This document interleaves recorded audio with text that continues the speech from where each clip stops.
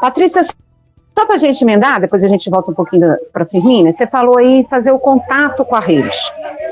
Só para a gente traduzir de uma forma bem objetiva para as pessoas que estão nos ouvindo. O que as pessoas devem fazer? O que as mulheres devem fazer objetivamente desde o primeiro momento em que são agredidas? Onde ir, o que procurar, quais são os passos, e aí até chegar no momento de já ter conseguido a medida para voltar a acionar o passo a passo.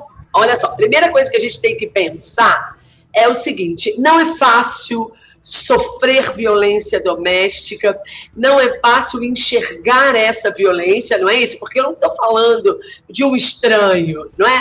Quando eu estou andando na rua e um sujeito subtrai a minha bolsa, eu tenho dificuldade nenhuma de ligar para a polícia, de gritar e pedir socorro, mas quando o agressor é o meu marido, é o pai dos meus filhos, é a minha companheira, é o homem que eu fiz um projeto de vida, é muito difícil eu enxergar a violência. Esse é um ponto para a gente pensar.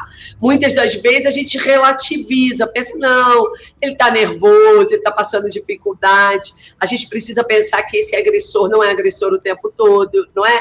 Muitas das vezes ele volta atrás e pede desculpas. Então, o primeiro desafio é eu enxergar a violência que eu estou sofrendo. O segundo desafio é como eu vou reagir a ela. Não é isso? Não é fácil sair de uma relação violenta pela porta. Dizer assim, olha, agora, a partir de hoje, eu não vou mais viver com essa pessoa. Muitas das vezes isso não é rápido nem é fácil. Então, o primeiro ponto, a pessoa precisa enxergar a violência, ela precisa se organizar para reagir à violência, e aí a rede de apoio da pessoa é muito importante, não é? Às vezes as mulheres têm a mãe, família que apoia, tem amigos, tem uma estrutura para planejar uma reação. E aí vamos pensar, essa mulher enxergou a violência, essa mulher reuniu forças para reagir a essa violência, e aí ela tem o direito de procurar a delegacia, e aí a gente vai falar, né? A Firmina falou de Belo Horizonte. Belo Horizonte, a gente tem a delegacia de plantão das mulheres, a gente tem a Casa da Mulher Mineira, e a gente espera, em breve, ter a Casa da Mulher Brasileira. Vamos ver se a gente amplia, né, os serviços. E aí, ela tem o direito de fazer o registro da violência que ela está sofrendo e pedir as medidas protetivas. Como que ela faz isso? Eu estou pensando na vida do dia a dia. Agora, Vanessa, se eu estou dentro da minha casa e eu sou agredida fisicamente, a violência está acontecendo nesse momento, eu estou aqui, ou então eu estou vendo a minha amiga ali, a gente liga 190 e pede a presença de uma viatura. É o ponto.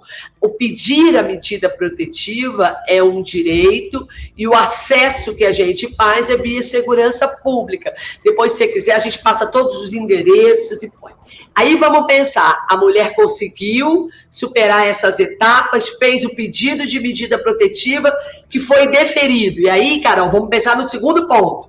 A expectativa que a gente tem é o sujeito vai interromper a violência e vai protegê-la. Vai deixá-la em paz.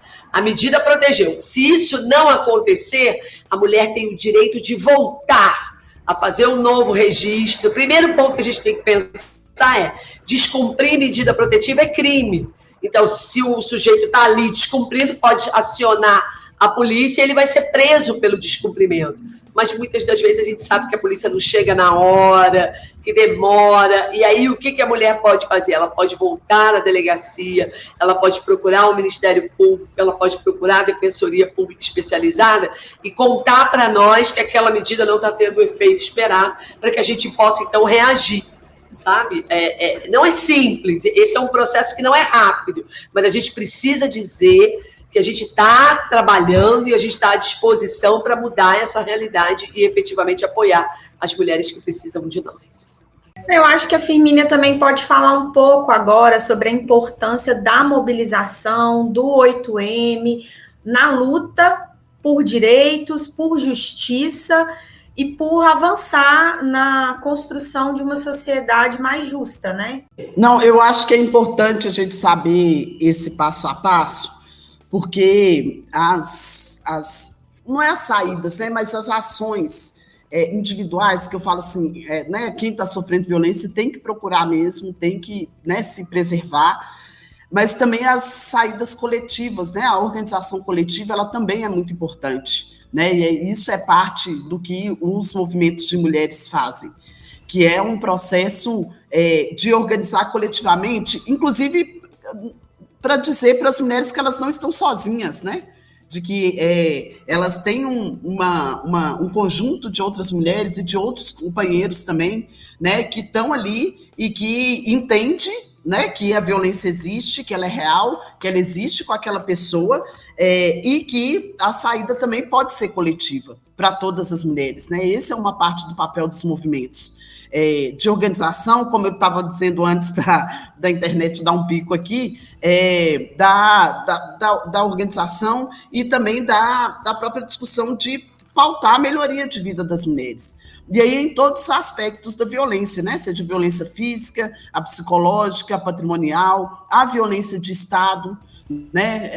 Então, todas essas formas de violência como uma forma de se organizar. Eu queria fazer um convite, né? Obviamente, aí nós estamos próximos do 8 de março, que é um dia de luta importante no país inteiro.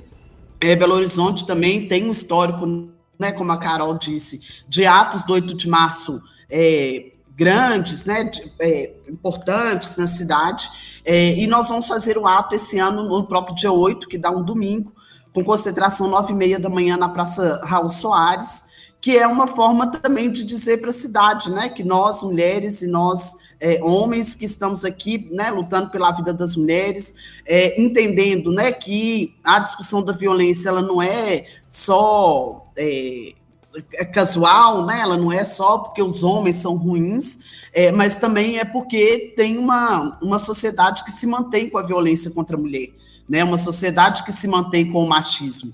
E essa sociedade ela tem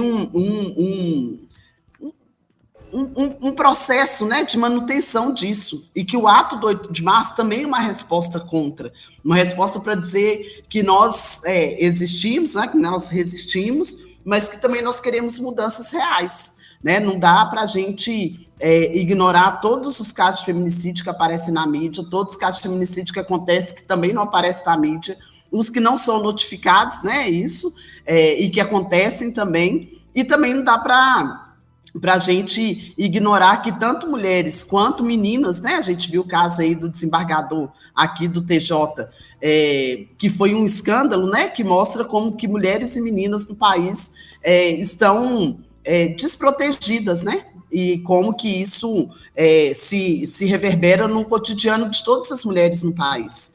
E aí, esse convite aí para o ato do 8 de março, né, para a gente organizar as mulheres trabalhadoras, né, que sofrem aí com machismo, que sofrem com exploração também, e que a gente consiga fazer um ato muito importante, né, que a gente consiga falar, né, contra o feminicídio, contra todos os ataques, né, exigir mais dinheiro, né, o governo Zema, por exemplo, né, não assinou o pacto aí, né, de combate à violência contra a mulher, não dedica uma parte importante do orçamento. O governo federal, né, fez recentemente, né, um pacto contra o feminicídio, mas também não destina a quantidade de verba suficiente, né, para a construção de delegacias, de casa de mulheres, de contratação de profissionais, né, para ajudar essas mulheres a saírem desse ciclo de violência. Então, tudo isso junto, né, tá aí, vai estar expresso também no 8 de março, além de uma discussão importante, né, porque é isso, a violência contra a mulher, ela não é só no Brasil, né, a violência contra a mulher é no mundo inteiro. A gente, nesse 8 de março, faz questão de lembrar, né, de lembrar a discussão da Palestina, e principalmente das mulheres e crianças palestinas, né, de toda a ação aí que a gente está vendo do que a gente chama de imperialismo, né, e do governo Trump sobre vários outros países, e que ataca diretamente as mulheres também, né, e isso sem dizer também de toda a violência do Estado contra as mulheres negras, contra as mulheres trans, que, né, sofrem casos de violência gigantescos, e que, infelizmente, a força do movimento, né, que quer pautar esse 8 de março, mas também, né, durante o ano inteiro, para que a vida das mulheres melhore, né, para que a gente consiga viver. É isso, né, que as mulheres querem hoje, consigamos viver, que a gente não possa ter medo de sair na rua e morrer, né, por alguém que acha que é nosso dono, né? Então, eu acho que esse é um passo importante, e a importância aí da construção e do ato mesmo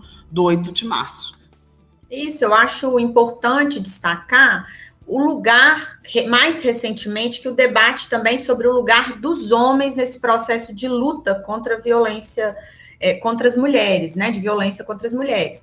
Então, para fechar, vou passar a palavra para a Carol, mas eu acho que vocês poderiam rapidamente também falar sobre a importância desse lugar da masculinidade do homem na desconstrução, como a Firmínia trouxe bem, de uma estrutura, né? A gente está numa estrutura, num sistema que tem como um dos pilares de sustentação o patriarcado e o machismo, né? Como prática. Então, da importância do lugar dos homens também nesse processo de transformação da sociedade. E aí é isso, né? Lembrar que em briga de marido e mulher se mete a colher, que se a gente vê uma mulher passando por qualquer situação de constrangimento próximo da gente, a gente deve se meter, a gente deve tentar acolher e tentar entender a situação, porque muitas vezes essa intervenção pode estar, sim, ajudando uma pessoa que está numa situação de vulnerabilidade. Olha só, sobre a provocação da Thalita, eu concordo totalmente, não é? Nós não vamos vencer a violência doméstica só com as mulheres. Eu até sou mais ousada, né? Eu acho que a única pessoa que pode, de fato, mudar esse cenário é o homem, né? Se ele deixar de ser violento, ele vai nos ajudar e muito, mas é um desafio. Eu acho que nos últimos tempos a gente tem tido avanços também nesse aspecto, né? A Lei Maria da Penha faz a ideia, traz a política pública dos grupos reflexivos de homens autores de violência, ainda não é uma política tão firme quanto a gente gostaria, mas ela existe, né? Existe a possibilidade de, no momento do requerimento de medida protetiva, no momento que o juiz defere, ele também pode encaminhar esse homem autor de violência para esses grupos, para que ele reflita o papel dele, que às vezes é muito naturalizado, né? O pai batia na mãe, o irmão bate, a sociedade tende a naturalizar a violência como linguagem. E isso a gente precisa muito de uma mudança estrutural e cultural, como nós já falamos aqui. Para encerrar, eu quero dizer que a gente vai passar, né, por mais um 8 de março, tem esse movimento importante, essa caminhada que a gente precisa fazer, mas eu acho que é momento também da gente celebrar os nossos avanços, a alegria que temos de sermos mulheres numa sociedade ainda muito desafiadora. Mas eu quero dar um abraço apertado em todas vocês, mulheres que se ocupam de outras mulheres. Eu acho que a gente tem esse lado de solidariedade, de união entre nós, e dizer que a gente aqui segue firme, acreditando que é possível mudar uma realidade. Obrigada. Eu queria agradecer o convite e reforçar o convite para o Leitorado do 8 de março, domingo, 9h30 da manhã, na Praça Raul Soares, para que a gente possa ir juntas e juntos também, né, a gente tomar as ruas de Belo Horizonte para dar um recado, né, de que as mulheres precisam viver, basta de feminicídio, basta de violência e basta de imperialismo também. É isso. Gente, lembrando que o 8 de março, ele tem um significado muito importante. Ele é um dia de luta das mulheres trabalhadoras. Isso é importante resgatar, porque não é um dia de comemoração da nossa existência, embora, é claro, como a Patrícia falou, a gente tem que comemorar a nossa própria capacidade de lutar, né? Mas é um dia de resistência, de luta fundamental, principalmente numa sociedade capitalista e que usa a violência contra nós para aumentar o lucro de alguns. Agradecer muito a presença da Firmínia, da Patrícia, lembrar que nós somos uma categoria aí 80%, 90% feminina e que, portanto, esse tema é muito pertinente a nós que somos trabalhadores da educação.